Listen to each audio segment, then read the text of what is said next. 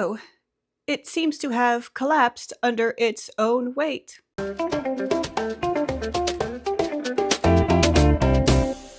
Hi, I'm Lulu, and as promised, here's my spoiler-free review of Wind and Truth by Brandon Sanderson. So I know I didn't post this as quickly as I'd anticipated. Once Wind and Truth is released and I've binge read the whole thing in like 24 hours, I do plan on doing a spoiler-free review of that as well, so I was so young and naive back then.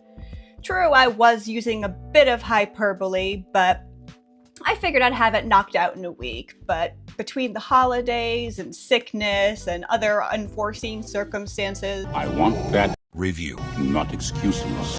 Okay, I'll cut to the chase.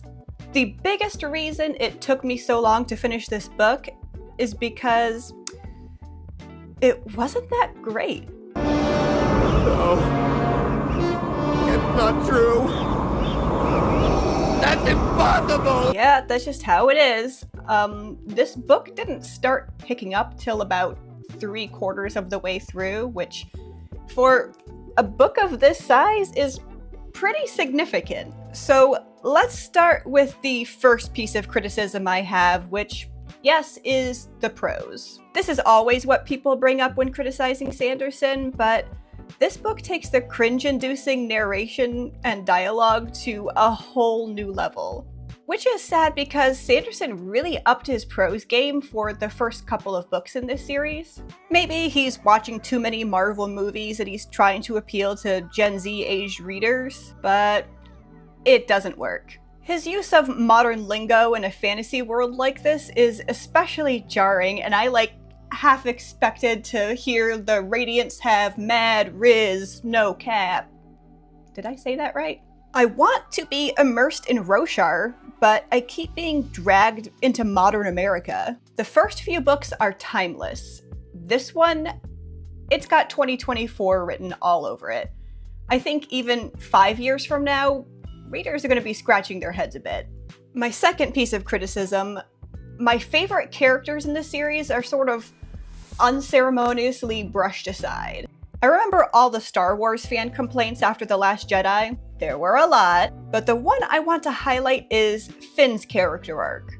His story setup is great. He is the most interesting character in the first movie, but then he was sent on a meaningless side quest in the second movie as if the writers didn't know what else to do with him, so they came up with some busy work to fill time. I bring this up because every character arc in Wind and Truth kind of felt like that. Kaladin is especially wasted. He has always been my favorite character in this series and one of my absolute favorite characters in anything. But in this installment, he's relegated to playing therapist. And they even use that word, therapist, in the most cringe-inducing ways possible. Until the very end, he doesn't really do anything except for sit around and listen to people talk about their little feelings. Isn't this the guy that tried to unalive himself a week ago? What business does he have being anybody's therapist? This leads me nicely to my fourth piece of criticism, which is all the feelings. Everyone just vomits out all their emotions and internal conflicts. I'm not against emotions and internal conflicts. That's what keeps us engaged with characters normally. But there's this really cool thing called nuance, which works even better to convey emotions and internal conflicts than outright saying, "Here are my emotions and internal conflicts, everyone," especially you reader. Sometimes what a character doesn't say tells us everything, much like, "I love you." I know. I would go on to explain why this works to convey Han's true emotions better than if he said them out loud, but the thing about nuance is that I don't have to explain it.